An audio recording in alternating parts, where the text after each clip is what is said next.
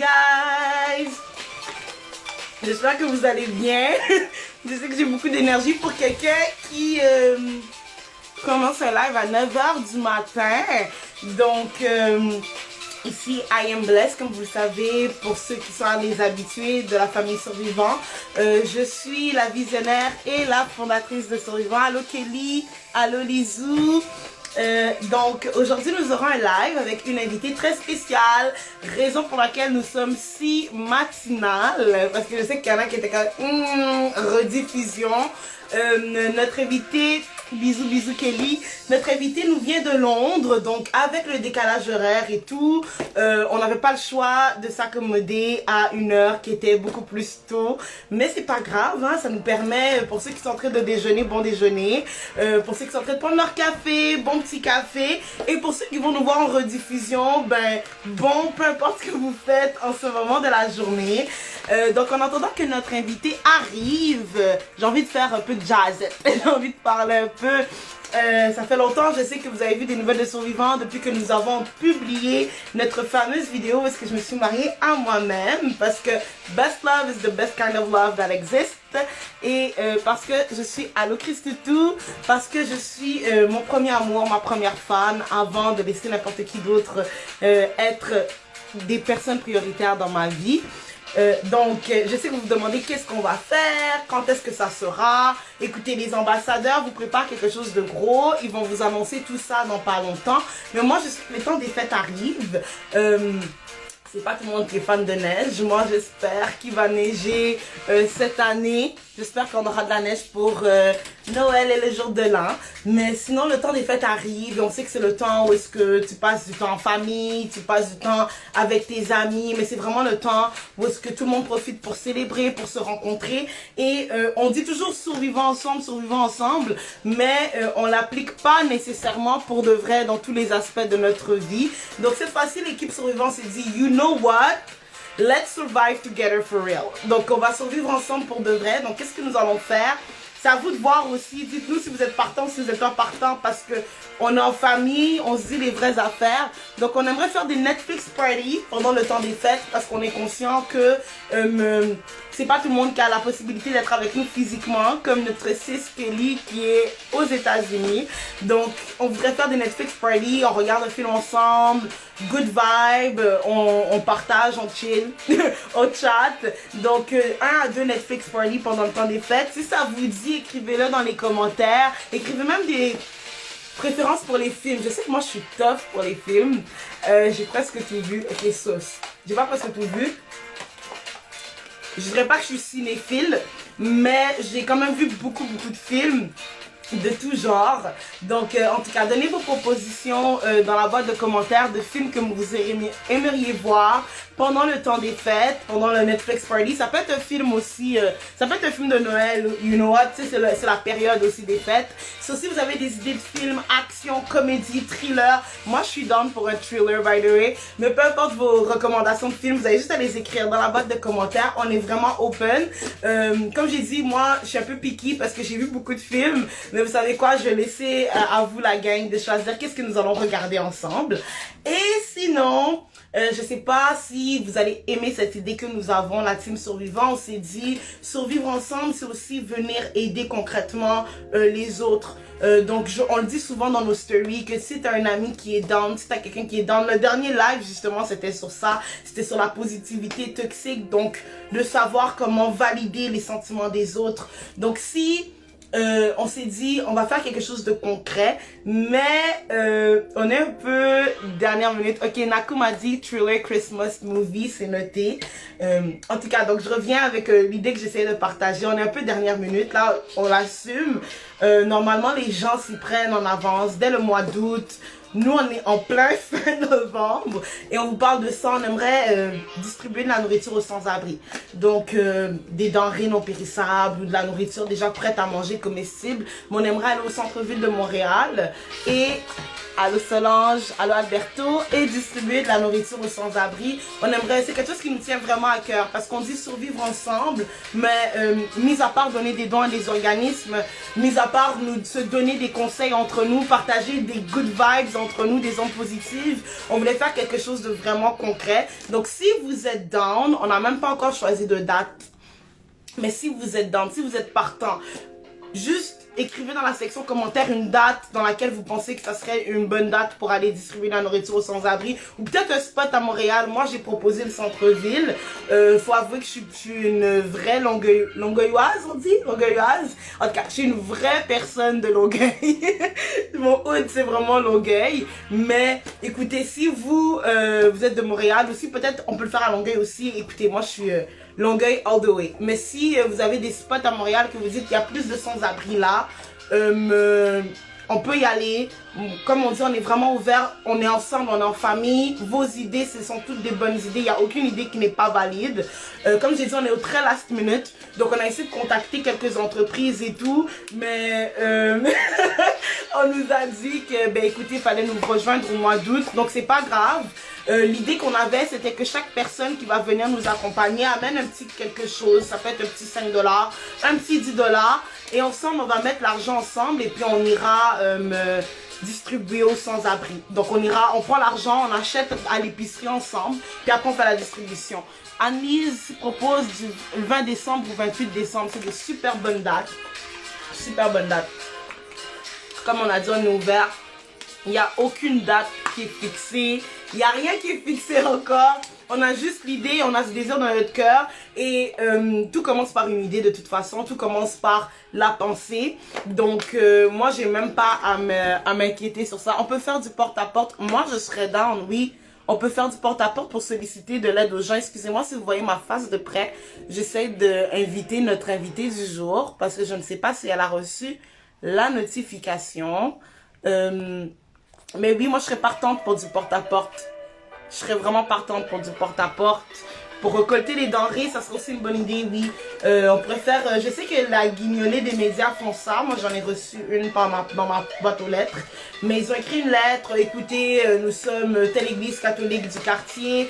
Et on fait la guignolée des médias. Donc, on récolte des denrées non périssables dans notre sous-sol pour... que les démunis puissent venir en chercher. Donc moi je serais vraiment partante. On peut faire du porte-à-porte pour demander des denrées. Moi j'avais pensé, on est tous dans le mouvement qu'on veut supporter la diversité culturelle. So, j'avais pensé à peut-être demander à un restaurant de nous sponsor. Donc un restaurant de diversité, qui faisait partie de la diversité culturelle, de peut-être nous donner un peu de nourriture. Je sais que des fois les restaurants, ils achètent en surplus et puis ils ont des restes qui sont encore en bon état mais qui jettent. Parce que mon père travaillait dans les restos dans sa jeunesse. C'est quelque chose qu'il n'arrête pas de me raconter à chaque fois, comment il y a beaucoup de gaspillage dans le monde et qu'il y a d'autres personnes qui n'ont même pas la chance de pouvoir manger. So, ça c'était une idée que je m'étais dit. Le porte-à-porte c'est une super belle idée. On a aussi l'idée du 5 $. Si vous avez des idées, envoyez shooter dans Brainstorm ensemble ce matin. Anyway, on attend encore notre belle invitée du jour. Donc c'est ça un peu pour le temps des fêtes, les idées qu'on avait là. Comme je vous ai dit, on aimerait vraiment faire le survivre ensemble dans le concret. Salut à toi qui viens de rentrer.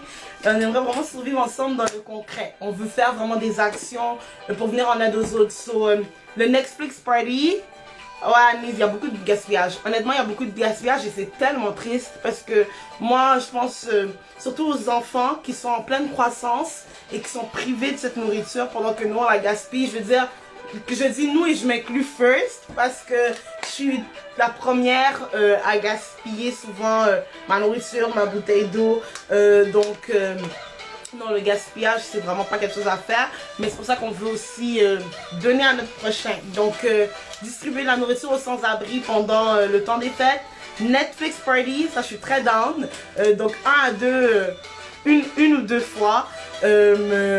David a déjà proposé, Nakou m'a déjà proposé des thrillers ou des films de Noël. Si vous avez des propositions, don't be shy. Comme j'ai dit, il n'y a pas de mauvaises propositions. C'est sûr que j'ai dit que je suis picky, so I'm gonna judge. I'm gonna judge. Mais vous savez quoi? On a dit self-love.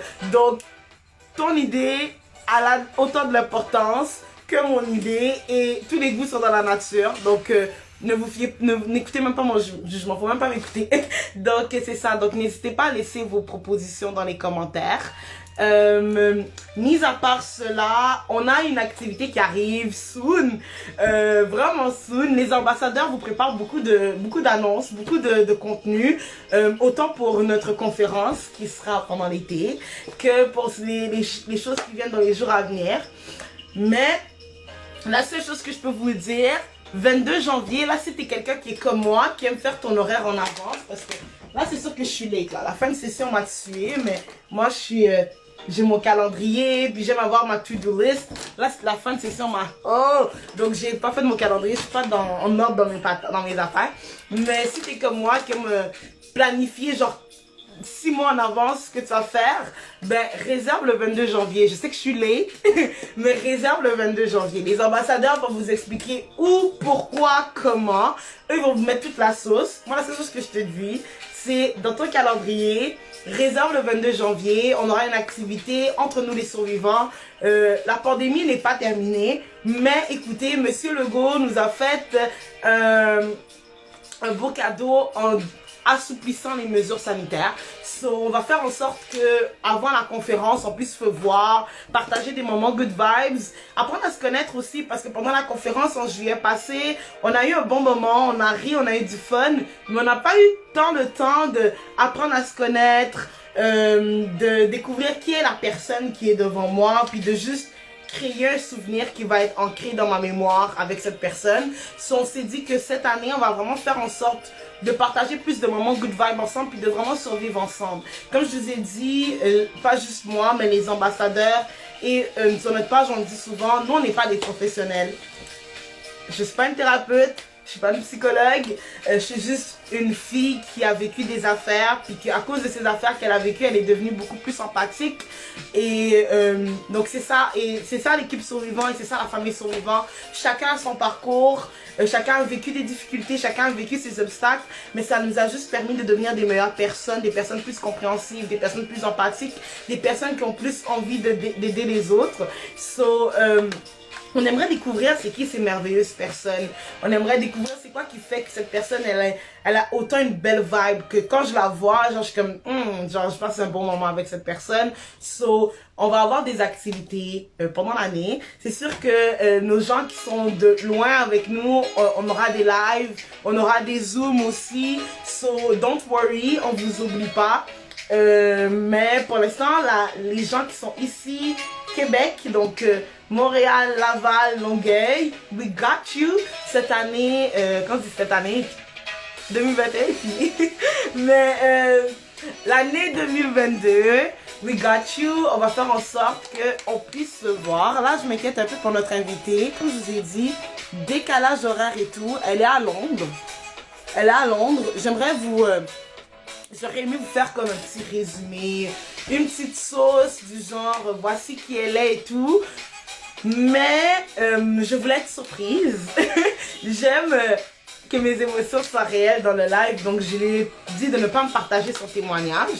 Mais ce que je peux vous dire, c'est qu'elle est à Londres, elle s'appelle Paulette et elle a un livre. Elle a un livre qui parle de son témoignage, qui parle de son parcours. C'est une réelle survivante qui a vécu beaucoup de choses. Mais qui l'ont permis de devenir la femme extraordinaire qu'elle est aujourd'hui. Et elle va nous partager un peu plus sur comment est-ce qu'elle est devenue cette femme, qu'est-ce qui l'a aidé à devenir cette femme, etc., etc., etc. Donc c'est un peu ça sur Paulette. À Londres, je sais pas c'est combien... Non, c'est 5 heures d'avance sur nous. Donc là, chez nous, il est 10 heures. Chez elle, il est 15 heures. Donc, c'est ça. En attendant, Paulette, donc moi, je vous ai partagé notre idée pour les sans-abri.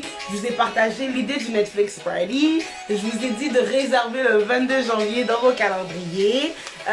What else can I say? On a une chaîne YouTube. On a notre chaîne YouTube qui est maintenant active. Je sais qu'on en a parlé beaucoup sur notre page. On a beaucoup parlé de la chaîne YouTube. Et bien maintenant, elle est active. On a déjà, si je ne me trompe pas, 4 vidéos sur notre chaîne. So, allez drop some likes. Je ne devrais pas ça se dit comme ça. Allez drop des likes, allez regarder. Comme j'ai dit, on est en famille, donc n'hésitez pas. Si la dernière fois on a mis une vidéo, c'était le live que on avait fait avec Gift et Annelise. Et le son de la musique était trop fort. Donc les gens l'ont écrit dans les commentaires, écoutez, on survive ensemble, c'est un apprentissage. Donc on n'est pas parfait, on peut faire des erreurs. Écrivez vos commentaires, autant, mais qu'ils soient constructifs, tant qu'ils se fait avec le respect. Nous, on prend tout sur un ton positif. Sinon, qu'est-ce que je peux vous dire d'autre? Moi, je suis en pleine période d'examen. Comme j'ai dit, c'est tough pour moi. D'habitude, je suis vraiment très à mes affaires. Et je pense à tous ceux qui sont en période d'examen en ce moment. Je pense à tous ceux qui sont au travail. Présentement, on tire vers la fin de l'année. Les gens sont épuisés, les gens sont fatigués. Les gens ont hâte que l'année termine et de pouvoir commencer un nouveau chapitre. Je pense à tous ceux qui vivent un gros down. Hein. Les gens que... Présentement, ton cœur, ça va pas bien. Je pense à tous les gens qui ont des business. C'est un moment, ça a été une année tough dans les business. Oh, Nakou me demande, j'étudie en quoi? J'étudie en communication. Donc, mon programme, c'est communication humaine et organisationnelle. C'est un bac. Je sais pas comment définir mon programme. On n'apprend pas comment parler. Mais on apprend vraiment tout ce qui est centré sur l'humain. Donc, dans la communication, c'est beaucoup plus large que savoir bien parler, savoir bien t'exprimer. On apprend vraiment pourquoi est-ce que je reçois ce message comme je le reçois. Comment faire pour que le message que je veux envoyer à telle personne puisse être bien reçu, etc., etc. C'est vraiment un bon programme, c'est très profond, c'est très vaste. Les possibilités de carrière sont très vastes. Moi, à chaque fois que j'ai l'occasion d'en parler à quelqu'un, je dis inscris-toi au bac en com parce que c'est un super beau programme. Tu apprends sur l'humain, tu apprends sur toi-même.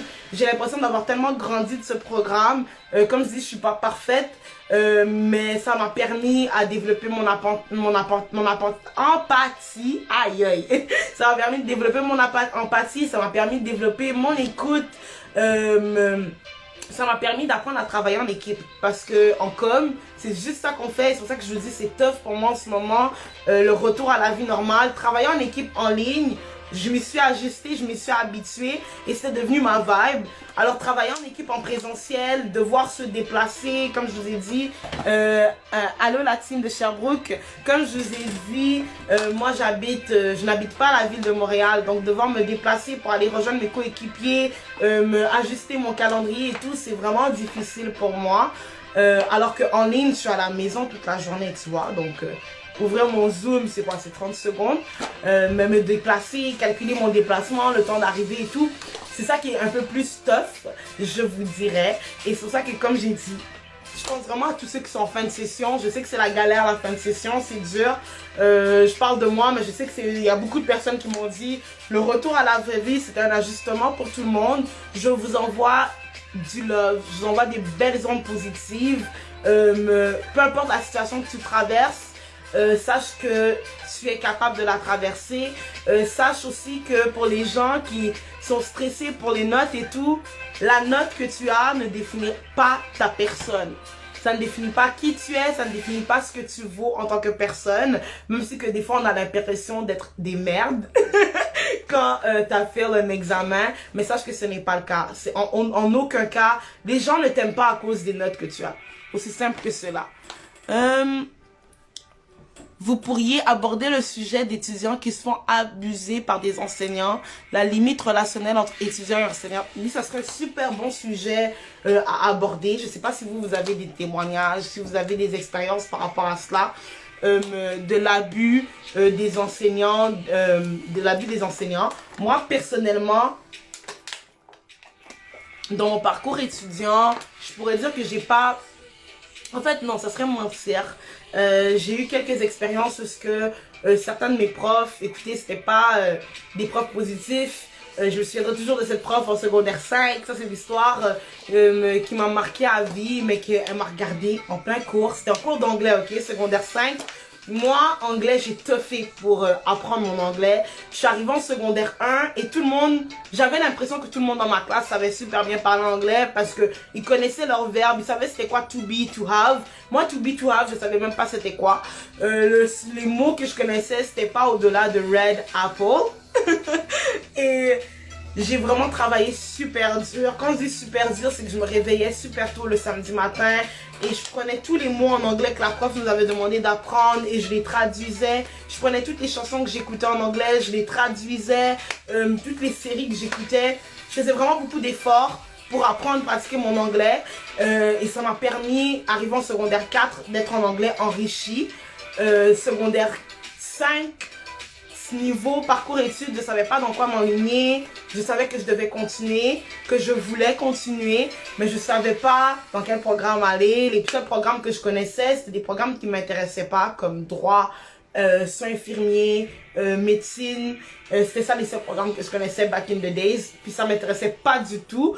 Alors c'est ça, donc j'étais dans ce processus-là, c'était en automne de mon secondaire 5. Et là, ma prof d'anglais, elle était là, elle nous expliquait une communication orale en équipe qu'on allait avoir.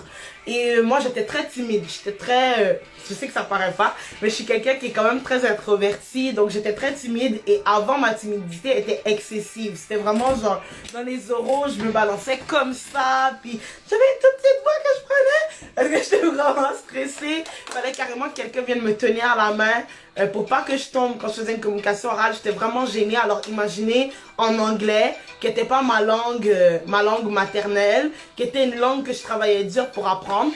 Et là maintenant, c'est ça. Donc la prof, elle est en train d'expliquer, ouais, vous aurez un oral, vous devez choisir, on devait présenter un régime politique et tout, c'est en équipe, et vous aurez une note d'équipe et tout. Bon, moi j'étais en train de dessiner, là je faisais mes affaires. Et il y a une fille qui a demandé, oh ben madame, une note d'équipe, c'est un peu chien parce que il y a des gens qui sont gênés, comme moi par exemple, je suis gênée et j'ai pas envie que ma performance affecte toute notre équipe, vous voyez. Et là, la prof, elle a juste dit, ben, une personne comme Benisha va jamais réussir dans sa vie en anglais, genre. Elle a vraiment balancé ça et toute la classe a commencé à rire. Oh, Benisha va jamais réussir en anglais, elle est tellement poche parce qu'elle est gênée et tout. Et moi, ça m'avait marqué au fait, ça m'avait vraiment fait mal parce que j'étais comme, ben c'est gratuit. J'ai rien fait pour le chercher, j'étais dans mon coin, j'étais calme. Et elle a dit que je vais jamais réussir dans ma vie en anglais. Donc ça c'est quelque chose qui m'avait marqué. Ça, je peux dire, c'est le seul que... Cette prof-là, c'est le seul comportement, les seuls comportements abusifs. Elle était vraiment toxique. C'était beaucoup de dénigration. Elle nous dénigrait beaucoup, elle nous mettait beaucoup à terre. Elle nous disait beaucoup des paroles condescendantes. Elle se moquait beaucoup de moi. Moi, j'ai jamais été quelqu'un qui est troublesome là au secondaire. Mais la première retenue que j'ai eue de ma vie, c'était à cause de cette prof. Non, elle m'aimait pas, là, je dirais, elle me lançait des craies. C'était horrible. J'ai vu une question. C'est quoi que tu conseillerais à une personne qui tente de se découvrir et savoir c'est quoi qu'il devrait faire plus tard? Bonne question, ça serait vraiment sortir de sa zone de confort.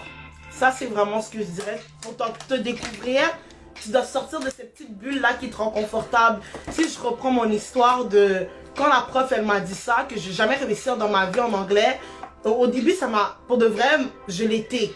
Je pense que ce qui m'a fait take, c'est le fait que tout le monde dans la classe était en train de rire de moi. Là, ils se foutaient tous de ma gueule. Et qu'une prof, quelqu'un que moi je respecte, me dit ça, c'était comme ok. Et ma décision par la suite a été, you know what? Va faire tes études en anglais. Je suis partie, je me suis dit, je vais faire mon cégep en anglais. Je me prouvais à moi-même et lui prouver à elle que je suis capable. Et c'était complètement sortir de ma zone de confort. Moi, je croyais que faire cégep en anglais, là, c'était un peu comme regarder un film Disney à la télé. Mais c'était pas la même chose parce que les gens autour de moi étaient 100% anglophones. Donc je pouvais pas arriver avec mon franglais et puis passer au travers. Tous mes profs parlaient en anglais, tous mes livres à lire étaient en anglais. Mes devoirs à rendre étaient en anglais. So, c'était un peu tough, c'était un ajustement. Mais ça m'a permis de sortir de ma zone de confort et d'apprendre à me connaître. Donc, j'ai appris que je suis quelqu'un qui est capable de relever des défis. Donc, sortir de sa zone de confort, ça te permet de te découvrir et ça te permet aussi d'apprendre à t'aimer. Pourquoi ça permet d'apprendre à t'aimer? C'est parce que en sortant de ta zone de confort, Par exemple, je donne un exemple là. Paulette est là. Je donnais mon dernier exemple avant d'aller rentrer dans le live. Sortir de sa zone de confort, c'est quand je disais, exemple, moi je suis pas du tout sportive. Pendant la pandémie, j'ai essayé de suivre plusieurs workouts. Et honnêtement, ça m'a fait du bien. Vous savez, faire du sport, c'est bien pour la santé mentale. Donc, ça m'a fait du bien mentalement. Mais j'ai aussi découvert que je suis quelqu'un de gang, je suis quelqu'un de groupe. Moi, j'aime faire du sport en groupe. J'aime faire des activités en groupe. Et si j'avais pas commencé à faire le workout, j'aurais peut-être pas découvert cette facette de moi-même. Et j'aime ça, savoir que je suis quelqu'un de gang. Ça veut dire que je suis quelqu'un qui aime partager autant avec les autres et recevoir du partage des autres. Donc, je sais pas si Paulette, elle est prête à rentrer dans le live.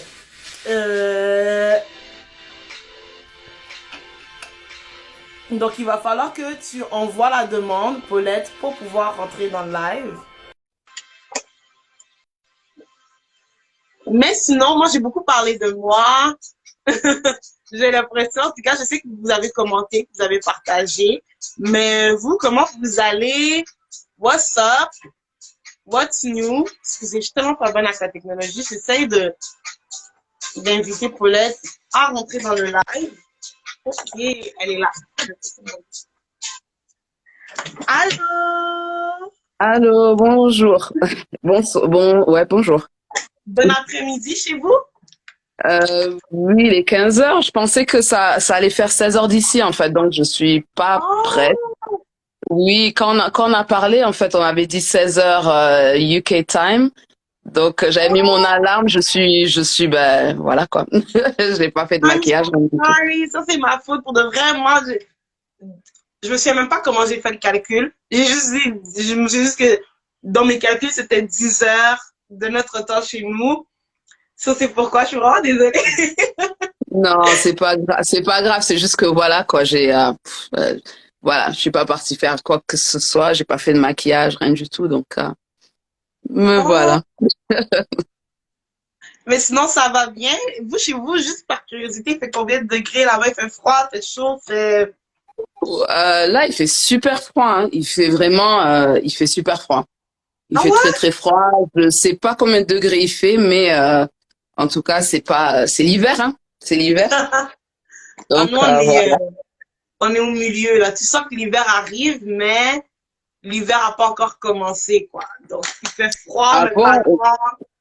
Gros soleil. C'est comme tu sais pas si tu sors avec ton manteau, si tu sors avec une petite veste. Ah bon? Mais là, nous, je pense, il fait à peu près combien de degrés c'est? Peut-être 13, 14, je crois, hein. 13, 14. Ouais. Mais il fait Il froid. fait Mais il 3 fait degrés. froid, par contre. Il fait 3 degrés. Non, non, 13, 14, ouais. Mais il fait froid, il fait froid. En tout cas, aujourd'hui, il fait super froid. Il fait super Ah froid. ouais? Ben, nous, il fait 3 Ouais. degrés et je dis qu'on est moyen. Non, Natou non, me je dit suis il fait encore 2 arrivée degrés, là. c'est pas entre Non, les deux. non, quelqu'un a demandé, je suis en Angleterre. Je suis à Londres en Angleterre. Donc, voilà. Voilà. Désolée. J'allais attendre et aller me faire vite fait un maquillage. Et puis j'ai dit, bon, comme t'es déjà en ligne, franchement, je vais pas me fatiguer. Ben, c'est pas grave, déjà, t'es super belle, maquillage ou pas, là, Merci. so, don't worry about it. Ah, merci en tout cas. Merci. Ravi de te voir aussi, hein. Ben, Ravi de moi te aussi, voir. je suis contente j'ai vu la photo et tout, mais ça fait du bien avoir une interaction aussi humaine avec la personne, mise à part le téléphone qu'on s'était parlé l'autre fois. Oui, oui, ça. Merci. Merci. Bonjour tout le monde, hein. Je suis rentrée, j'ai pas dit bonjour, désolée. Bonjour tout le monde. Donc, j'ai essayé un peu de faire, parce que je sais que je les ai dit que moi, j'aime avoir la surprise avec eux, partager l'émotion avec eux.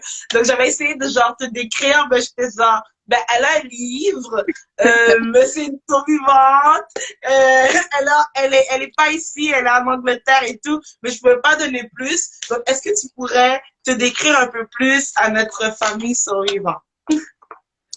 D'accord. Me décrire. Je suis quelqu'un d'assez, je suis une battante, je dirais. Je suis quelqu'un d'assez battante. je cherche le bon dans chaque situation. Je suis vraiment quelqu'un qui prend les bons côtés de la vie, mais qui aussi accepte les batailles et les décisions que je peux prendre. Et bien sûr, chaque décision vient avec ses conséquences. Donc, j'accepte aussi les conséquences de mes décisions. Je suis quelqu'un d'assez naturel. Donc, je me prends pas la tête. Je suis quelqu'un, j'aime pas me prendre la tête. J'aime pas aussi être entourée de gens qui prennent la tête. Hein. Parce que je suis tellement terre à terre que j'aime bien les gens qui se prennent pas la tête. Donc, ouais, je dirais, ouais, je suis assez normale, naturelle. Je suis quelqu'un de loyal, donc une fois que je m'attache à quelqu'un, que ce soit en amour, en amitié, j'aime donner le meilleur de moi-même. Même dans le ministère, j'aime donner le meilleur de moi-même. J'aime vraiment partager ce que j'aime, partager ma passion et je m'adapte aussi aux gens qui sont autour de moi. Donc j'aime apprendre et je me dis aussi qu'on peut apprendre des autres et voilà quoi, j'ai pas la science infuse, je connais pas tout, donc j'aime apprendre des autres. Et oui, donc ouais, je pense que Il y a ouais, je Ariane pense qui dit beautiful too, don't forget. C'est vrai, t'es très belle. ah, thank you. Merci, merci, merci, merci. Mais super, moi j'ai beaucoup aimé ce que tu as dit sur l'apprentissage, apprendre des autres, savoir que, ça veut dire que tu es aussi une personne qui est humble, parce que je t'ai pas entendu le mentionner, mais ça veut dire que tu es Ah, humble. c'est vrai. Oui, c'est vrai, c'est vrai.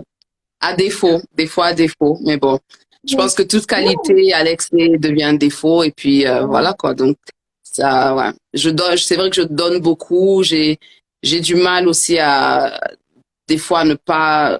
En fait, je peux en faire beaucoup et ne pas connaître mes limites en fait. Surtout quand il s'agit de donner de son temps, de donner de son amour. Des fois, j'ai du mal à mettre des limites. Ouais, c'est vrai.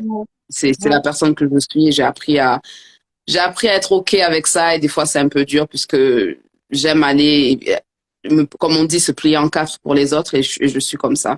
J'aime bien faire ce que je peux pour les autres. Ouais. Non, je comprends ce que tu veux dire parce que c'est fatigant à la fin, surtout si la personne te donne pas le même rendu que tu lui donnes. C'est juste épuisant de savoir que moi, j'ai remué ciel et terre pour toi, je me suis pliée en 4, en 5, en 6 et au retour, ben, j'ai pas le même. Ouais, voilà. Voilà, donc j'apprends hein, au jour. Chaque jour, on apprend en fait. Hein, c'est vraiment, on apprend. Certaines choses, on prend parce que ça nous convient et certaines choses, on laisse. Donc, comme j'ai dit, j'aime apprendre. Je suis quelqu'un, j'accepte les critiques, mais j'accepte les critiques qui construisent. J'accepte pas les critiques juste pour critiquer ou juste pour rabaisser, mais j'accepte vraiment les critiques qui vont me faire grandir. Donc moi, j'ai pas de problème à accepter les critiques, non. Nice. Et t'en sais quoi? Je sais pas si c'est un mantra, un slogan, une phrase clé, quelque chose que comme c'est une phrase que comme tu dis souvent ou que tu penses souvent et que selon toi, ça définit ton parcours, ça définit ta personne et ça définit la direction dans laquelle tu vas aller. Moi, comment on dit, c'est un motto, non? Mon mantra, ce serait, et ce que j'aime beaucoup, beaucoup dire, c'est que peu importe le début de la vie de quelqu'un, en fait, c'est que ça ne définit pas la destinée, ça ne définit pas le devenir de la personne, quel que soit le départ de vie, surtout quand c'est un départ de vie très difficile, ça ne définit pas la destinée de la personne. Donc, c'est quelque chose que j'aime bien dire. C'est quelque chose que j'aime bien me rappeler et que je dirais tout le temps et ouais, jusqu'à Deep, la deep, fin de mes jours. deep, deep. Moi, j'aime ça, j'aime vraiment ça. C'est vraiment deep, ça me fait penser à la phrase qu'on dit la roue tourne, que Mm. des fois, les personnes que tu vois en bas, c'est les personnes qui seront en haut demain. So, on peut jamais négliger quelqu'un par son commencement ou par la manière dont on la voit aujourd'hui en face de nous. Tu Mm. sais pas qui va être comment demain. So, j'aime vraiment ça. Exactement. Exactement. Exactement. Ouais, Et c'est vraiment Paulette, un livre. t'as un livre. Je sais que moi, j'en ai parlé. Mais est-ce que tu pourrais nous en parler un peu plus ou tu préfères nous expliquer l'histoire derrière le livre? Qu'est-ce que tu préfères? Bon, je peux aller dans les deux, en fait, hein. Je peux vraiment aller dans les deux. Euh, ce que je viens de dire, en fait, mon mantra. Donc, mon mantra, c'est vraiment ce que j'ai appris en écrivant mon livre, parce que dès le départ, j'ai voulu écrire, mais c'était plus par rapport à la violence conjugale. Donc, j'ai voulu écrire par rapport à ça, mais au final, j'ai eu à cœur d'écrire plus, de commencer par mon enfance jusqu'à l'âge auquel je suis aujourd'hui. Donc, j'ai commencé par mon enfance et c'est pour ça que je dis, peu importe le départ d'une vie, ça ne définit pas la destinée parce que si quelqu'un regarde à mon enfance et tout ce que j'ai vécu, la personne te dirait, ben, t'es voué à une vie d'échec, en fait. Ta vie, Ouais. c'est une succession de batailles qui, en fait, on a l'impression que ça termine jamais. Donc, forcément, on se dit que ta vie, ben, elle continuera à être une bataille ou bien tu n'arriveras à rien, tu n'aboutiras à rien. Euh, donc, c'est pour ça aussi, d'où mon mantra, parce que j'ai vu que non, en fait, on vient de loin et c'est à chacun de vraiment prendre conscience que oui, certes, j'ai eu un mauvais départ dans la vie. J'ai pas, enfin pour ma part, j'ai pas vraiment été aidée par les conséquences de la vie. En étant enfant, j'ai pas eu à faire de choix par rapport à mon vécu en tant qu'enfant. Donc ça m'a influencé dans l'âge préadolescent. Et ensuite, bien sûr, dans l'adolescence, c'est là où on fait nos propres choix et on subit bien sûr les conséquences de nos propres choix. Avant ça, on subit les conséquences que nos parents font ou que les adultes, on a la garde des adultes, donc c'est ces adultes-là qui font les choix pour nous et c'est les conséquences de leurs choix qu'on subit au final. Donc, mon livre, ça parle vraiment de l'enfance, mon enfance qui a été très chamboulée, d'une période, comme j'ai dit, préadolescente où j'avais vraiment l'impression d'être personne en fait. Hein. Je grandissais, bon parce qu'il faut grandir, là j'avance, mais je trouvais pas ma place sur cette terre. Je trouvais pas ma place dans les cercles dans lesquels je me retrouvais. Ensuite il y a l'adolescence où j'ai perdu ma mère. Plusieurs péripéties bien sûr que je veux pas trop développer justement pour pousser les gens à les lire hein, parce que sinon bon, si j'en dis trop les gens ils vont dire bon j'ai déjà lu le livre, elle a tout dit. Donc non, c'est vraiment pour voir que le livre, c'est vraiment pour voir que on peut passer par des périodes très difficiles, des périodes où même on a envie de mettre fin à sa vie, des périodes où c'est un trou noir et on voit vraiment pas la sortie, des périodes où on se sent vraiment pas aimé, on se sent vraiment rejeté, très très difficile, hein, très très difficile à vivre à l'âge très très difficile à un bas âge et après bien sûr dans l'adolescence là où il y a les hormones, il y a tout qui vient chambouler, c'est encore plus difficile en fait à gérer le mal-être qu'on peut ressentir. Donc c'est ce qui s'est passé et ensuite bien sûr les choix comme j'ai dit les choix que j'ai pu faire ont entraîné des catastrophes, des déboulements, des situations dignes d'un film d'Hollywood. Wow, wow. Voilà, Moi, j'ai beaucoup ouais. aimé ce que tu as dit par rapport à l'enfance parce que souvent, c'est une facette de la vie que les gens oublient d'explorer ou de. Souvent, quand on entend des témoignages de survivants, de survivantes, rares sont les fois où est-ce que la personne aborde la thématique de l'enfance. Alors que Mm, l'enfance que l'on vit a un énorme impact sur les relations interpersonnelles que nous aurons à l'âge adulte ou même durant l'adolescence, sur le comportement que nous aurons face à notre environnement, face à la vie en général. L'enfance, c'est vraiment ce qui shape, ce qui forme le mhm, caractère d'une personne. Et j'ai beaucoup aimé la phrase que tu as dit que c'est des choses que tu as subies qui étaient hors de ta volonté parce que lorsque nous sommes enfants, on est dans l'étape de dépendance. On dépend mm, de... moi, j'avais lu un texte qui parlait de l'estime de soi et ils appelaient ça des caregivers. Je ne sais pas comment on peut donner ça en français, mais tu dépends de mm. l'adulte qui prend soin de toi, au fait. Parce que des Voilà. fois, c'est adopté, des fois, c'est ta tante, des fois, c'est... Donc, tu dépends vraiment de l'adulte sur lequel tu es sous la charge et tu n'as pas nécessairement de moyens de défense que tu peux construire Mm, contre ça parce que s'il te dit tu vas à gauche, ben tu vas à gauche. S'il te dit que ouais. demain, là, on va déménager dans une île, on va être que toi et moi. Tu déménages sur cette Pas le île, choix. tu es contact avec lui. So, j'ai vraiment beaucoup aimé cette facette. Et moi, je suis vraiment curieuse parce que là, ça m'est resté sur la langue. J'aimerais avoir ne serait-ce qu'une épice, parce que je sais qu'on doit aller lire le livre. Comme on doit aller le lire. Déjà, elle a dit, vous devez aller le lire. Et tout ce que tu as dit, moi, ça m'excite à vouloir le lire.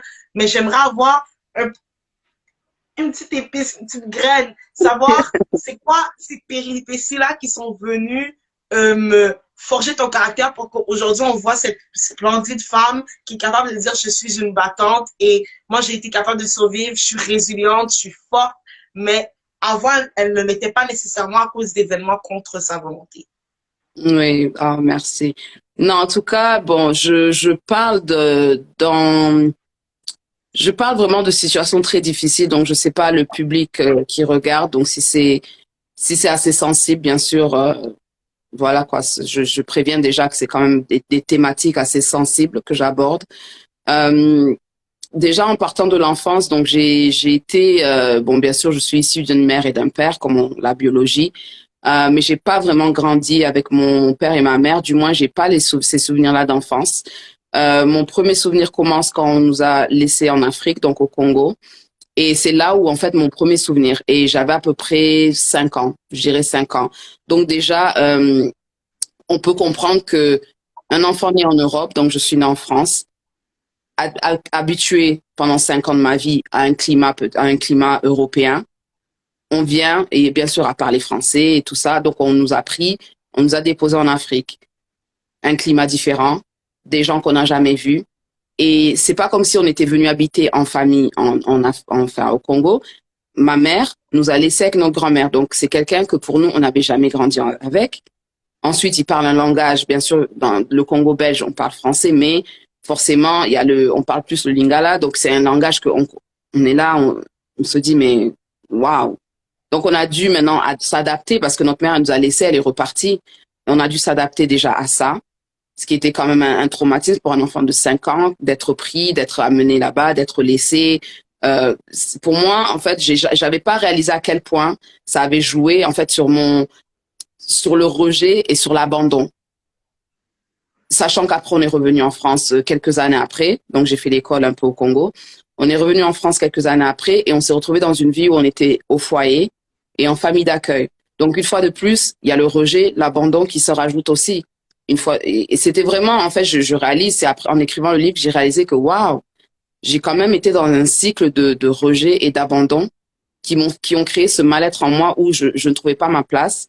J'avais du mal à former ce lien d'amour avec ma mère, puisque on la voyait les week-ends, mais j'avais vraiment du mal. En fait, je pense que j'avais quand même gardé quelque chose en moi que j'arrivais pas à exprimer et j'arrivais pas à faire cette connexion avec elle et à tisser des liens mère et fille en fait, bien que elle montrait de l'amour et tout ça, mais j'avais des problèmes avec mes émotions. J'avais des problèmes à les exprimer et à les ressentir d'une façon saine en fait. Ensuite, à l'âge de 9 ans, dans un des foyers où j'étais, je me suis fait abuser sexuellement. Donc ça, encore une fois de plus, ça crée des choses dans l'enfant. Hein. Je suis encore une enfant. J'avais pas cette notion-là de oui. Bon, bien sûr, je sais que j'avais une attirance chez les garçons, mais pas vraiment une attirance où je voulais sortir avec les garçons. Je me disais voilà, bon, bref. Maintenant, l'abus s'est fait. C'était une fille. Une fille elle avait 2 fois mon âge. Et là aussi, une fois de plus, ça crée quelque chose dans l'enfant parce que je me dis, je suis une petite fille. Une autre fille est venue abuser de moi. Et maintenant, c'est maintenant les questions de est-ce que je suis ci? Est-ce que je suis ça? Est-ce que ça va créer des problèmes? Et ensuite, on essaie de bien sûr faire le vide et oublier. Donc, j'ai mis ça dans un coin de ma tête. Hein. J'ai vraiment mis ça dans un coin de ma tête et au fur et à mesure, j'ai oublié. Et c'est en écrivant le livre que je me suis rappelé, en fait, c'est revenu. Et je me souviens, j'écrivais, et quelque chose m'a rappelé, a ramené ce souvenir au devant. Et j'ai commencé à pleurer parce que j'en avais jamais parlé. J'avais jamais fait le deuil de cette petite fille qui s'est fait abuser. J'en avais jamais parlé. Donc c'était vraiment, pour moi, quand je l'ai écrit, j'avais honte. Quand je l'ai écrit, j'avais peur du regard des gens parce que bien sûr, bien qu'on soit une victime, les gens ont toujours quelque chose à dire. Et des fois, bon, il y a des gens qui rient, il y a des gens qui oh mais non, mais voilà quoi. Donc j'avais peur, mais j'ai quand même décidé de mettre cette partie-là dans le livre parce que ça a été un tournant dans ma vie, dans la façon dont j'ai vu les relations en fait. Après ça, je me suis dit, bon, moi, je suis une fille, j'aime les garçons, donc je suis devenue quelqu'un qui flirtait beaucoup mon début d'adolescence parce que je me disais, j'ai quelque chose à prouver. J'ai quelque chose à prouver. Je dois prouver que j'aime les garçons et les garçons m'aiment. Donc, bien que ce souvenir était enfoui, j'avais ce désir-là de prouver tout le temps, de prouver, oh, j'attire les garçons. Et c'est vrai que j'étais un garçon manqué quand dans ma préadolescence.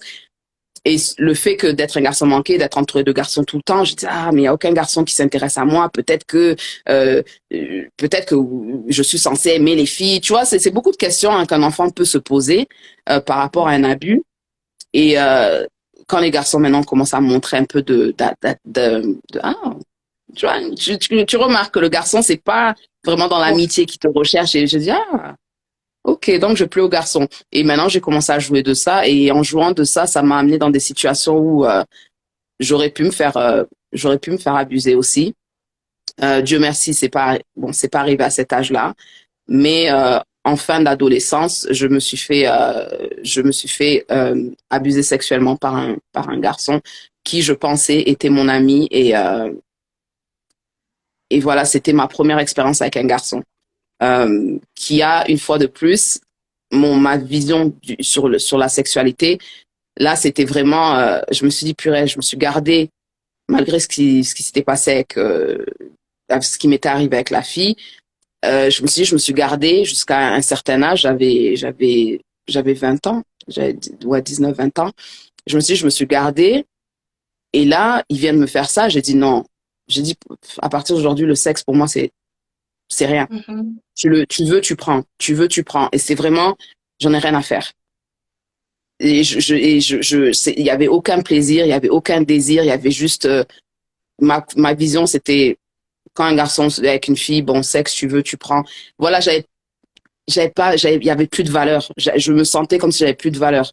Je tenais tellement à ma virginité que une fois qu'on me l'a prise, pour moi, j'avais plus de valeur. J'avais Mhm. plus de valeur. Ouais, donc c'est ça les décisions, les choix, comme on dit, les aftermaths des choix qu'on fait. Bien sûr, on fait pas un choix d'aller se faire abuser, mais il y a des choix des choses, bien sûr, qui sont, comme on dit, predicaments. Je ne sais pas comment on dit, mais il y a vraiment l'abandon, le rejet, le désir de se faire aimer, le désir de faire partie de quelque chose qui, bien sûr, après, ça devient un choix qui nous amène à certaines situations qui, bien sûr, bon, Mhm. très malsaines au final. Et malheureusement, pour certaines, on se fait abuser. Pour d'autres, c'est un abus, pas forcément physique, mais il y a toujours de l'abus du fait il y a un manque en nous qui fait on va certainement attirer des personnes narcissiques. Mhm. Mhm. Il y a quelqu'un qui a dit dans les commentaires que le fait d'avoir oublié, c'était l'amnésie traumatique. Et oui, c'est un Oui, événement traumatisant quand même pour oh, oui, toi, ben, à un jeune âge aussi. À un jeune âge oui, aussi. Et puis, ce que tu manifestes, c'est réel. Ce que tu nous expliques, c'est réellement des comportements suite à un état de stress post-traumatique de femmes survivantes d'agressions sexuelles, de souvent vouloir soit ne plus rien vouloir, ou mm, soit chercher à l'excès dans le but de se réapproprier, dans le fond, j'ai oublié c'est quoi le terme exact, mais c'est dans le fond, on t'a volé ton oui, droit à dire oui et à dire non, et tu veux te réapproprier vraiment ce droit, ce pouvoir de pouvoir dire oui et dire non en étant hyper sexualisé, en allant vraiment oui, courir derrière ça. Donc, on a vu vraiment les deux extrêmes, au fait, chez toi. Et j'avais même oublié ma question qui était, déjà, j'ai beaucoup apprécié le fait que tu as dit que non, on ne cherche pas vraiment toutes les personnes qui nous écoutent comme un Paulette, merci vraiment de l'avoir souligné. C'est peut-être sensible pour certains ça peut peut-être éveiller des souvenirs. Donc, on tient à vous dire que tu n'es pas responsable de ce qui t'est arrivé. Ce qui t'est arrivé ne te définit pas. Ça ne définit pas la personne que tu es ni ta valeur. Et voilà, ma question revient. Ces événements traumatiques que tu as vécus, est-ce que tu penses que dans ton intérieur, c'est venu confirmer le sentiment d'abandon et de rejet que tu ressentais, que tu as ressenti dès ton enfance? Oui, je pense que ça a accentué encore une fois de plus. Je pense surtout quand ouais, si, ouais, pour répondre, oui, ça a accentué ce mal-être, ça a accentué le fait que, bon, en fait, finalement, t'es pas vraiment aimé, en fait, t'es là pour satisfaire les besoins des autres, mais t'es pas vraiment, il y a personne qui t'aime, en fait, ça accentue ce, ce, ce, ce, ce sentiment qu'on peut avoir en tant qu'enfant que, en fait, on m'aime pas. Et après, tu te poses des questions, pourquoi j'existe? Donc, j'ai fait des tentatives de suicide aussi dans mon adolescence. Euh, bon, j'ai voulu en finir avec la vie parce qu'au final, je vois pas là où l'amour m'est vraiment et réellement manifesté, où je peux même le ressentir parce que je ne le ressentais pas. Et j'ai beaucoup aimé aussi la phrase que tu as dit que des fois, certains sentiments font que on attire des personnes. Tu as parlé des pervers narcissiques. Est-ce que tu pourras élaborer un peu plus là-dessus? Donc, enfin moi, je parle toujours pour ma part, hein, parce que je suis pas spécialiste. Bon, je parle pour ma part et pour la part des femmes avec qui j'ai eu à m'entretenir. Donc, et on se regarde et on se dit, waouh, est-ce qu'on n'a pas été avec le même homme en fait, parce que les caractéristiques sont assez pareilles. Ah oui. Après, on se donne les prénoms, on se donne les prénoms. Ah non, c'est pas le même garçon. Non, non, c'est pas lui. C'est pas le même gars. Juste le même comportement toxique, mais pas le même mode Exactement. opératoire. Exactement. Donc, bon, les pervers narcissiques sont attirés par les personnes qui ils savent qu'ils peuvent bien sûr manipuler, mais ils sont aussi attirés par des personnes fortes, hein, parce que c'est ce besoin-là d'avoir le contrôle sur une personne. Pour ma part, bien sûr, je donnais l'impression d'être forte, mais à l'intérieur, bon, c'est moi-même. Hein, je dis pas que c'est ce que je peux penser. Donc, je pense que pour moi, avec mon vécu, la personne que j'ai attirée au final, c'est une personne qui a vu ce besoin-là d'être aimée. Donc, c'est vraiment quand la personne est venue, comme on dit, love bombing. C'est vraiment, elle est venue et vraiment manifester l'amour dès le départ. C'est toi que je veux. Je suis prêt à faire ça. Je suis prêt à faire ça. Et moi, pour moi, comme j'avais pas vécu ça dans mes anciennes relations, pour moi, c'était waouh. Alors que c'est Et des c'est trucs moi. basiques, en fait. Voilà, alors que c'est des trucs basiques de relation, qu'un homme aime une femme, donc il est censé faire ça. Mais pour moi, c'était extraordinaire. Et la personne le voit quand c'est, waouh, donc cette fille, ok. Parce que c'est extraordinaire, donc tu te retrouves à dire merci, oh, trop bien, oh là, alors que la personne, elle t'a à peine acheté un paquet de chocolat et voilà, quoi, pour une autre femme qui a l'habitude, qui a toujours été dans ce milieu-là Être d'être aimée, tout ça. Pour elle, c'est des chocolats. Mais pour moi, c'était waouh, ah, c'est trop bien. Donc, le pervers narcissique va voir que, ouh, tiens donc, je l'ai sous ma main. Et ça commence par un travail mental, parce que ça commence pas toujours par les violences physiques. Donc, c'est toujours un travail mental sur ta personne. Donc, la personne voit déjà que t'es dans t'es pas trop sûr de toi. Bien que tu donnes cette apparence-là, mais quand la personne est maintenant dans ta vie au quotidien, elle voit que il y a une faille. Dehors, on te voit, t'es sur tes talons, c'est madame ceci. Mais maintenant que j'habite avec toi, je vois qu'il y a une faille. Je vais maintenant travailler sur cette faille. Donc, c'est du coup, la personne commence maintenant à vraiment vous briser mentalement et à vous faire maintenant penser que vous arriverez pas à vivre sans elle. Donc, t'es ceci, t'es cela, t'es pas belle, tu fais pas bien ci, tu fais pas bien ça, non, mais non, et, non. Et on finit par y croire, en fait. Plus on entend, bien sûr, la parole répétée sur soi, plus on commence à y croire. Et bien sûr, vivre avec un pervers narcissique, c'est pas 24 heures sur 24 des insultes ou quoi. C'est vraiment aujourd'hui je t'aime et je t'aime trop, trop, trop, trop, trop. Et demain je te déteste. Mais C'est une en tant que passion, c'est un peu le love-hate dont tout le monde raffole voilà, dans les films. T'es là, oh my god, c'est trop cute. C'est un peu comme dans After. Je sais pas s'il y a des gens qui sont des fans de After. Il y a le gars, un jour, c'est comme, oh mon Dieu, t'es l'amour de ma vie. Le lendemain, il est là, ils jettent tout par terre et puis ils t'insultent. Et puis nous, on regarde ça, on est comme, oh my God, I want this type of love, alors que c'est de la violence. Plus jamais, plus jamais. Non, mais c'est vraiment parce que justement avec le vécu, ce qui n'a pas été, parce que j'ai jamais vraiment vu de psychologue avant ça, donc j'ai pas vraiment fait ce travail de guérison. Donc forcément, quand on enfuit les choses, c'est pas la guérison. Quand on enfuit les choses, on oublie, on fait comme si ça n'a jamais été. On n'a pas fait un travail sur nous. On n'a pas fait un travail sur nous. Au final, c'est comme si on continuait avancer dans la vie avec des boulets, en fait, au pied. C'est au pied, aux jambes? Bon. Au pied. Ouais. Donc, on avance. C'est comme si on avançait. C'est comme si quelqu'un avance avec des boulets et essaie de courir, en fait. Et tu te dis que non, non, non, je vais arriver. Non, tu n'y arriveras pas parce que tu as besoin de déballer ce qui t'est arrivé. Tu as besoin de comprendre ce qui t'est arrivé et aussi de savoir que c'est pas ta faute. Parce que beaucoup d'entre nous qui ont été vécu la violence conjugale, l'abus sexuel, ou quelle que soit la forme d'abus, il y a une partie de nous qui se dit que c'est de notre faute. Ouais. Il y a une partie de nous qui se dit que non. Oui, moi je me suis dit quand j'étais dans la situation de violence conjugale, j'ai dit peut-être c'est que ce que je mérite en fait. C'est que ce que je mérite, puisque je n'ai pas vécu une vie stable où j'ai reçu l'amour, où j'ai reçu la stabilité. Peut-être c'est ça. Je mérite que ça en fait. Donc je me raccroche maintenant au bon moment que la personne me donne et je me dis bon, les mauvais moments, on va vite les oublier. Ah oui, t'es trop bien. Oui, non, c'est vrai, c'est peut-être le meilleur pour moi.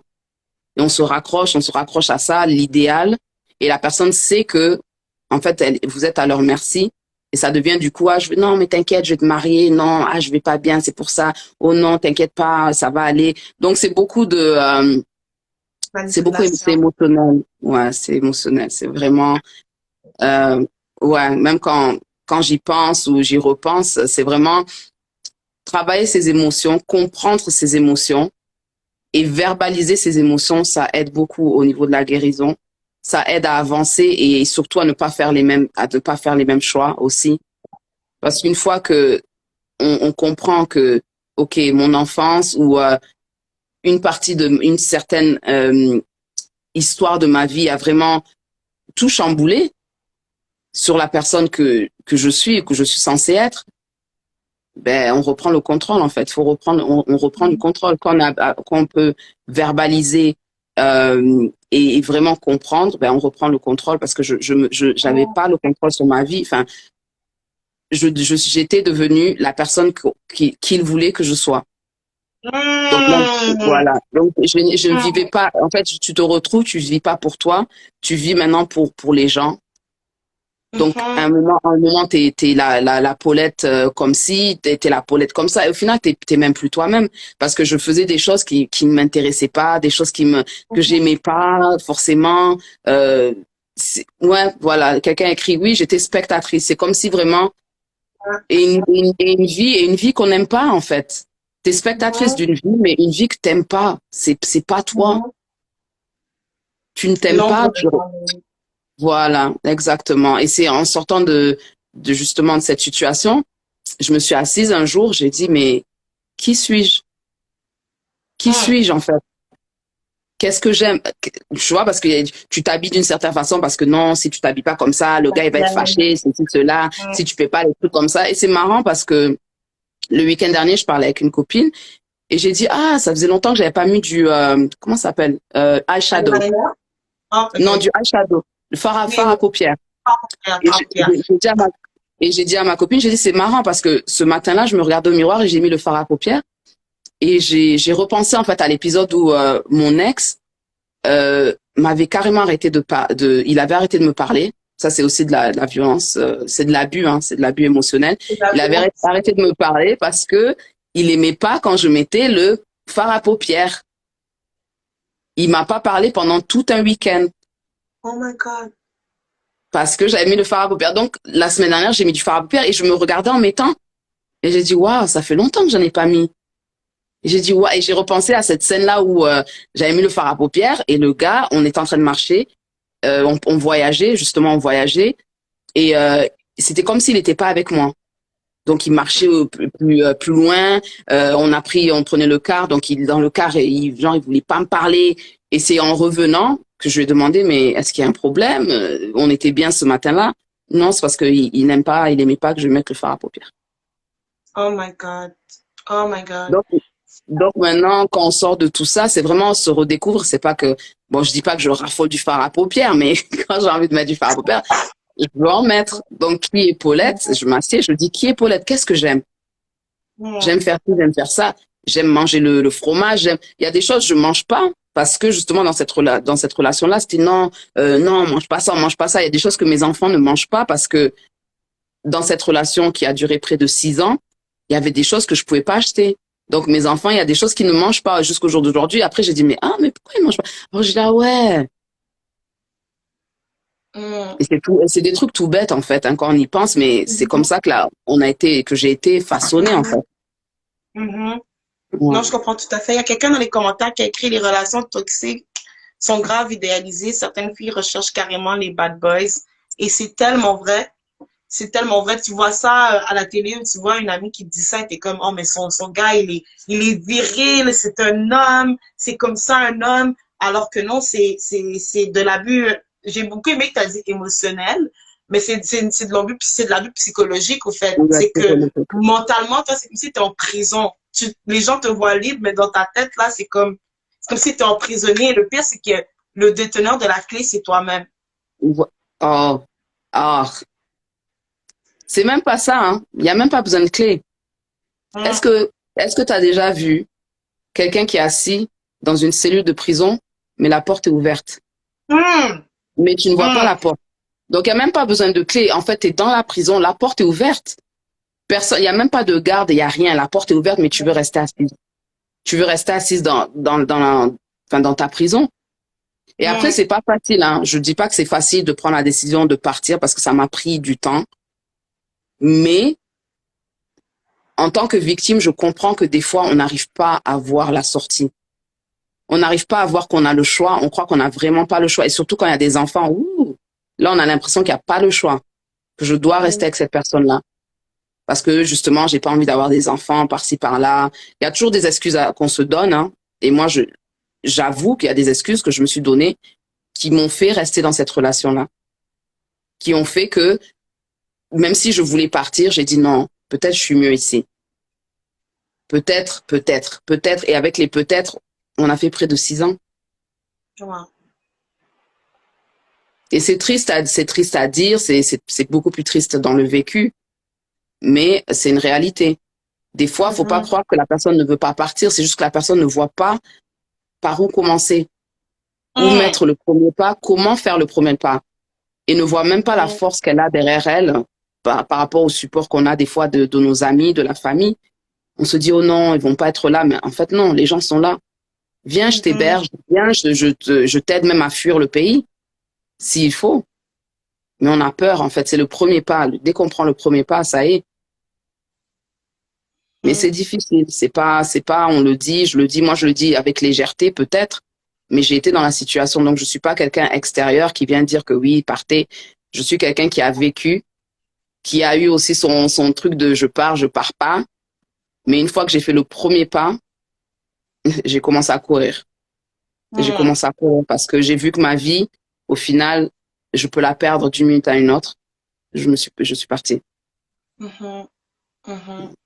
J'ai beaucoup aimé, je sais pas pourquoi c'est maintenant que je me rappelle de ça, mais tout à l'heure, tu as fait mention du chocolat, qui pour d'autres, c'est anodin, là, c'est comme à la Saint-Valentin, je sais que j'ai mon chocolat, à Noël, je sais que j'ai mon chocolat, mais tu as donné l'exemple, là, c'est comme, quand t'es pas habitué à ce genre de choses, c'est, oh my God, wow.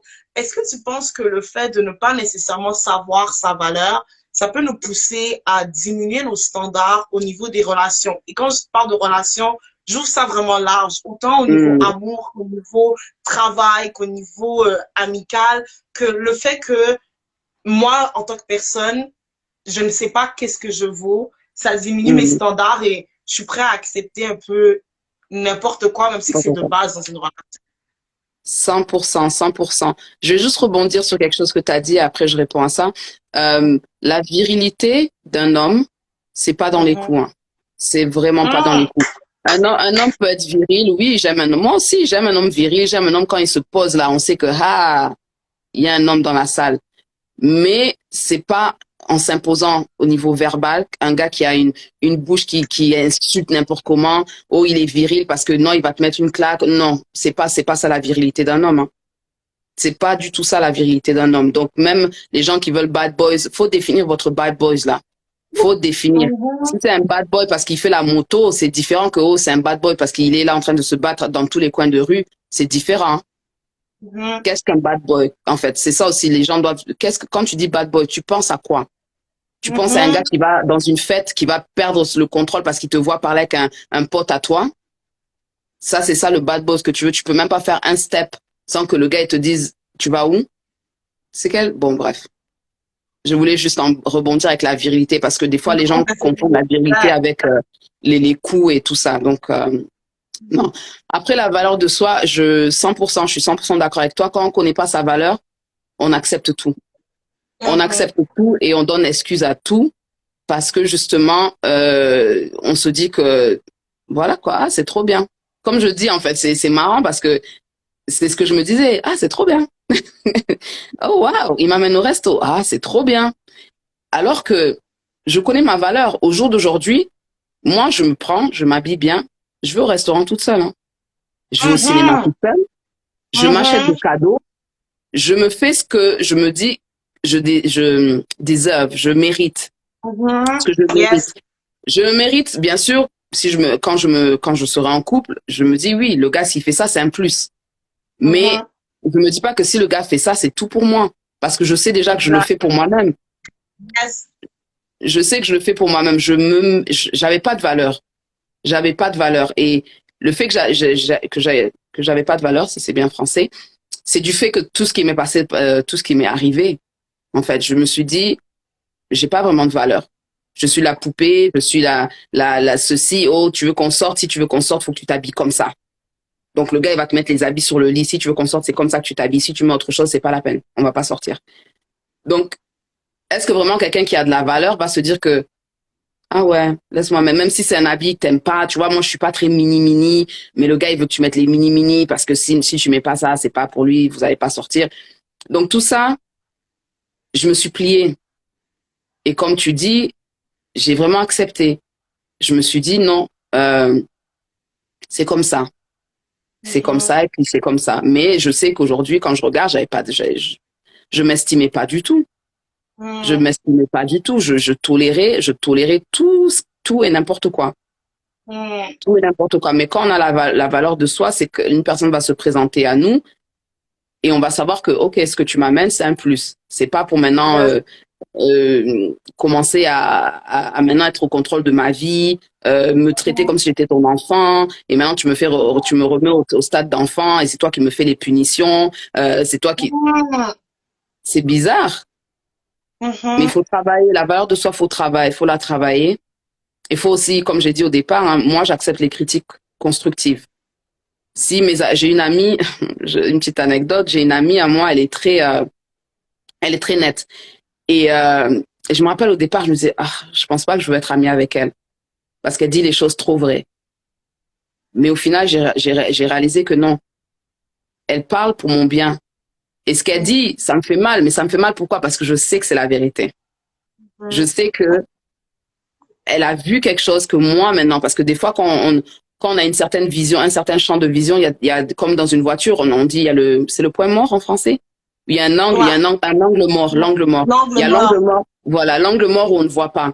Mais par Paulette, exemple, le excuse-moi. passager, 2 secondes. Mon téléphone ouais. va rester fermé sur moi. J'allais chercher la rallonge. Ah, Mais en vas-y. attendant, tu peux parler au survivant. Je t'invite. D'accord, il n'y a pas de souci. Donc, en fait, dans une voiture, il y a un angle mort.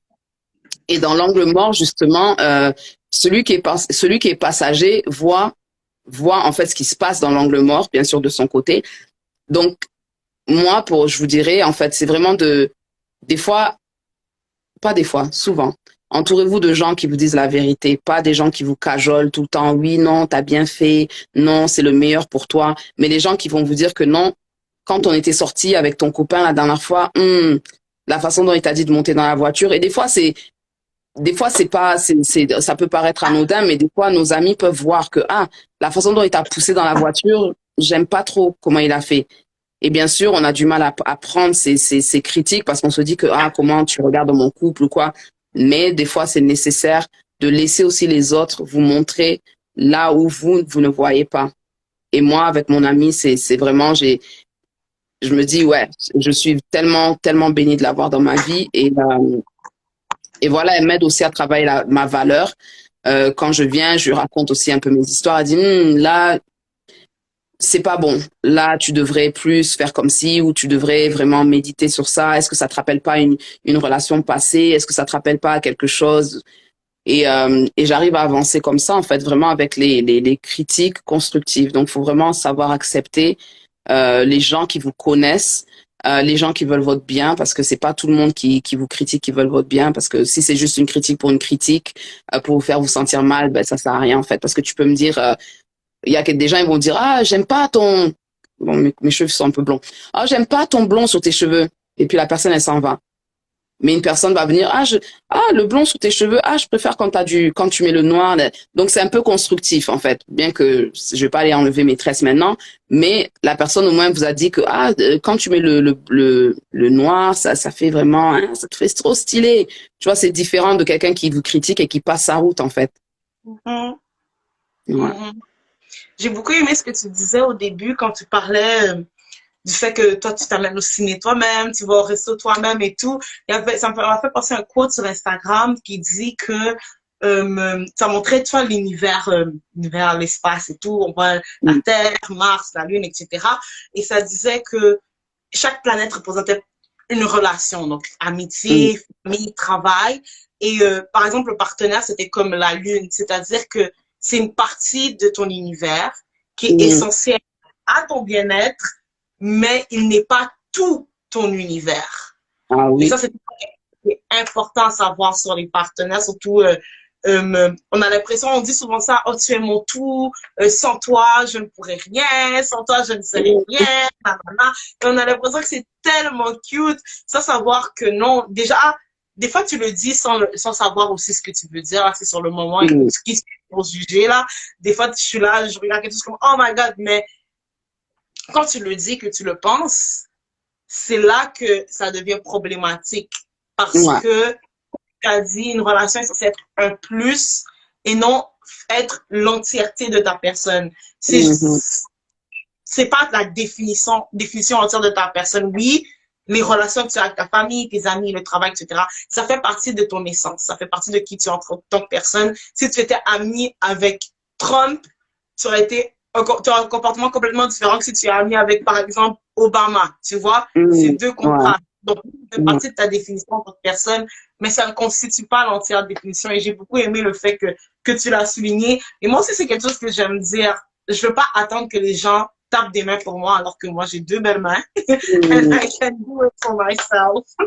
Exactement. Mais aussi, j'aime beaucoup ce que tu as dit sur les planètes, en fait. On constitue un tout. Mais surtout, moi, ce que j'aime souligner, c'est que on est la moitié de personne. Les gens qui aiment dire, oh, ma moitié, on est la moitié de personne. Tu es une personne complète. La personne qui vient dans ta vie, que ce soit en amour ou en amitié, elle vient pour apporter un plus, en fait. Mais ce plus qu'elle apporte, ça veut pas dire que sans ce plus-là, tu n'arriverais pas à vivre. En fait, parce que quand on se considère comme une moitié, ça veut dire qu'on n'est pas une personne à part complète. Et ça veut dire qu'on cherche toujours à se compléter autre part. Alors que moi, je m'estime complète. Je fais ce que j'ai à faire. Et bien sûr, les gens que j'ai autour de moi m'apportent ce plus-là. Mais bon, je dis pas si je les vois pas pendant un mois, ça va pas tu vois, ça, comme on a eu à faire avec le lockdown et tout ça. Mais j'arrive à fonctionner en tant que personne complète. Et la personne qui vient s'ajouter à mon chemin, complimente mon chemin, on dit quoi, my journey, me Mhm, complimente dans ce que j'ai à faire, en fait. mhm, Que ce soit quand j'ai à faire la fête ou quoi ou qu'est-ce, la personne me complimente, mais elle me complète pas. mhm, Enfin, je suis une personne à part complète. mhm. Ah, mais c'était super beau ce que tu nous as partagé, Paulette. Je sais pas si tu as un conseil que tu pourrais donner à un survivant, une survivante qui a peut-être vécu des situations similaires à la tienne ou que c'est juste que ils n'ont pas nécessairement vécu les mêmes expériences, mais ce Mm. que tu as dit, ça les touche par rapport à leur parcours eux-mêmes. Ils sont pas encore parvenus à se découvrir. C'est drôle parce que juste avant que tu rentres, on parlait de ça en plus de comment apprendre à se découvrir. Donc, Mm. quel conseil donnerais-tu à ce survivant ou à cette survivante? Alors, déjà d'être survivant, ça veut dire que déjà vous avez vécu la bataille et vous avez surmonté la bataille et vous avez vaincu. Parce qu'un survivant, ça, c'est pas quelqu'un qui est sur le champ de bataille. Ça veut dire que la bataille est passée et que la personne, elle se regarde et elle se retrouve. Bon, c'est vrai que je vais prendre une analogie de film, mais un survivant dans les films, on voit que sur le champ de bataille, plusieurs personnes sont malheureusement mortes, mais que le survivant il se tient debout. Donc le survivant n'est pas à terre déjà. Donc c'est pas quand on parle du survivant déjà des fois les gens ils voient que oh, vous êtes encore à terre. Non non non, le survivant se tient sur ses deux jambes. Et la force que la personne a eue pour survivre, tout ce qu'elle a à survivre, c'est admirable. C'est admirable. Donc moi le conseil que je donnerais aux survivants c'est continuer à pas à survivre parce qu'on doit vivre. Après avoir survécu, on doit vivre. Donc le sur, on le met de côté parce on est passé, on est passé. Mais on commence à vivre. Et mon conseil, c'est de vraiment, je conseille la thérapie. Je conseille la thérapie fortement pour pouvoir arriver à, comme j'ai dit, mettre les mots sur le vécu, euh, comprendre certains comportements qu'on a par rapport à notre vécu, puisque ça a façonné la personne qu'on est devenue, hein, les batailles, malheureusement les abus pour celles qui sont passées par des situations très très difficiles. La thérapie, je conseille. Entourez-vous de personnes bienveillantes, les gens qui sont prêts à vous écouter, parce que des fois c'est pas facile. Des fois on se réveille à 2 heures du matin, 5 heures du matin et on est en pleurs. On doit toujours avoir cette personne-là sur qui on peut compter, appeler à ces heures-là, bien que c'est pas, on peut pas faire ça tous les jours, c'est vrai. Je conseille aussi d'être, comment on dit, gentle. En anglais, on dit be gentle with yourself. Donc, je sais pas en français comment le traduire.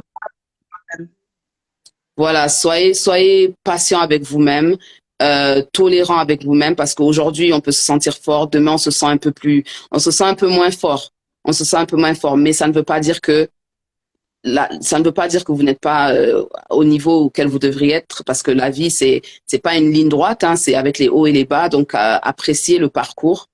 Euh, et voilà, je dirais vraiment, soyez vraiment, continuez à être fort, continuez à être fort et comment on dit, regagner le contrôle de ce que vous avez, de ce que l'ennemi, enfin, bon, en tant que chrétienne, je vais mentionner, de ce que l'ennemi a voulu vous prendre, en fait, de ce que l'ennemi a voulu vous arracher. Parce que, comme je l'ai dit au départ, le départ de nos vies n'est pas la destinée ou la fin qui a été prévue. Donc, forcément, c'est qu'à un moment ou à un autre, il faut qu'il y ait le regagner, enfin, j'arrive pas à parler, sorry. À un moment ou à un autre, il faut vraiment faire la part des choses et chercher vraiment à guérir. À guérir non pas pour dire que ah, je suis guéri, mais à vraiment sincèrement faire le travail de guérison qui est un travail interne qui se manifeste après dans les choix qu'on fait. Parce que la guérison, on peut seulement dire qu'on est guéri quand les choix qu'on fait ne reflètent pas la vie qu'on a eue auparavant. Donc, voilà. Si j'ai dit beaucoup, voilà. Mais bon, vous êtes sur le bon chemin et voilà quoi. Après la survie, on vit et on continue de vivre. Voilà. Ouais. J'ai beaucoup aimé ce que Paulette a dit, que tu sais réellement que tu es guéri quand les choix que tu fais ne reflètent plus, ne sont plus semblables à ce que tu faisais auparavant. C'est très profond. Et moi, je vous encourage à lui envoyer du love parce que moi, son témoignage m'a beaucoup touchée. C'est sûr que je vais aller prendre le livre que je pense qu'il est accessible sur ta biographie Instagram, c'est ça? Oui, oui. Et il est en anglais et en français. Nice. Donc, elle a un lien sur sa biographie Instagram. Donc, vous pouvez voir ce lien Amazon. Moi, j'avais vu la dernière fois, mais maintenant, là, ma curiosité a été satisfaite. C'est sûr que je vais aller, j'allais placer une commande. Et pour tous ceux et celles qui suivent Survivant, écoutez, comme vous savez, nous, on est une équipe qui ne se connaissent pas, excusez-moi, Survivant. On est une équipe de jeunes personnes qui ne sont pas des professionnels. Je suis pas une thérapeute, je suis pas une psychologue. Donc, déjà, ne me condamnez pas si pendant le live, je n'ai pas, j'aurais peut-être dû plus rassurer, j'aurais peut-être dû dire tel commentaire. Déjà, excusez-moi d'avance, on apprend ensemble.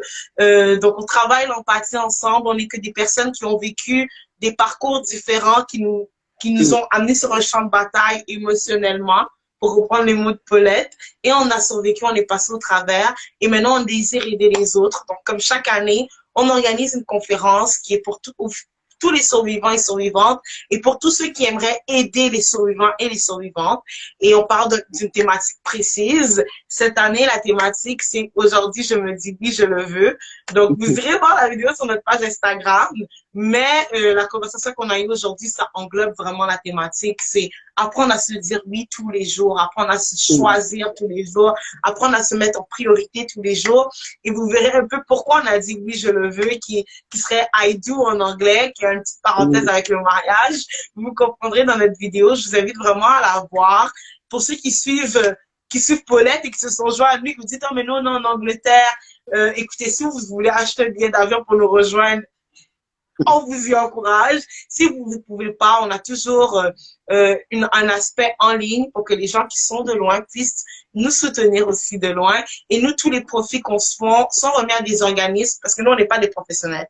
On aimerait bien vous aider plus que les petits conseils qu'on a par rapport à notre expérience, mais nos conseils sont très limités à notre expérience à nous. C'est-à-dire que ils ne peuvent pas nécessairement s'appliquer à tout le monde. Et puis, on peut pas faire l'exploration avec vous, comme Paulette a dit, des sentiments, des émotions. Donc, ces organismes-là, quand on remet les dons, peuvent faire cet accompagnement avec vous, peuvent faire ce soutien avec vous.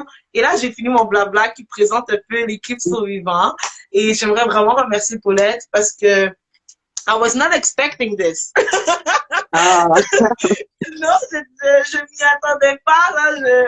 Je m'attendais vraiment à un truc light et tout. J'étais OK.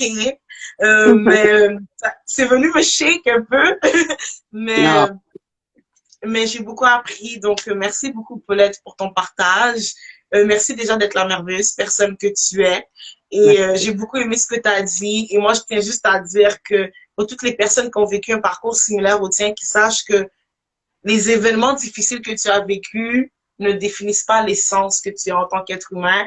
Ça ne définit pas la valeur que tu as en tant qu'être humain. Et surtout si c'est des événements qui sont venus, qui sont hors de ton contrôle. Donc, et comme Paulette a dit, si tu es passé au travers, que l'événement est fini, que tu es encore là, aujourd'hui, sache que tu as de la valeur et que ton hier ne définit pas ton demain et que tu es une belle personne, même si tu n'y crois peut-être pas encore pour l'instant. That's all I can say. Tout dit. Merci de m'avoir reçu. Merci en tout cas. La conférence pour moi, c'est pas une prochaine fois, mais en tout cas, j'encourage. Si vous êtes au Canada, si vous avez les moyens d'aller, allez et supportez surtout parce qu'on a besoin. On a besoin de s'entraider. Même des fois, c'est pas forcément qu'on a tous vécu la même expérience, mais être ensemble et voir que vraiment on peut puiser de la force les uns des autres, partager et se montrer de l'amour les uns aux autres, ça aide toujours à aller de l'avant aussi. Donc, merci beaucoup. Merci à l'équipe. Et en tout cas, merci. Merci à ceux qui nous ont suivis du début jusqu'à la fin. Merci beaucoup. Merci. Donc, à la prochaine. Et n'oubliez pas, si vous voulez le livre, Paulette, si tu pourrais dire le nom de ta page Instagram. Et moi, je sais que c'est dans la biographie. Donc, je sais vraiment que c'est le premier lien. C'est la première chose que j'ai vue sur la page. Voilà. Donc, mon livre est disponible sur Amazon. Donc, il s'appelle Behind the Smile et en français, il s'intitule Derrière ce sourire. Je fais un petit coucou à ma petite sœur Jennifer qui nous suit et elle a participé à la traduction. La majeure partie de la traduction, c'est elle qui a participé. Donc, je lui fais un petit coucou et je la remercie encore 1000 fois de s'être mis à la disposition de pouvoir traduire un livre écrit tout en anglais parce que j'aurais pas pu le faire.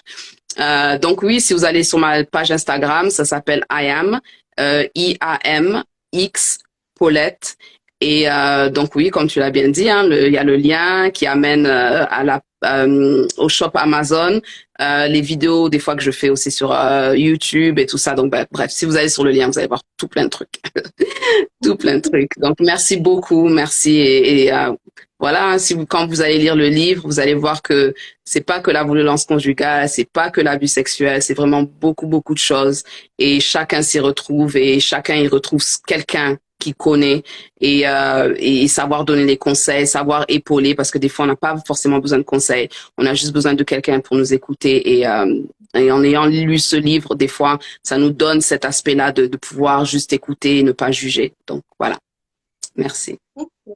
Bye et bonne fin d'après-midi pour ceux qui sont en Angleterre Oui. et bon début de journée pour ceux au Canada. Bonne fin de matinée les Canadiens. Bisous. Bye bye. Bye.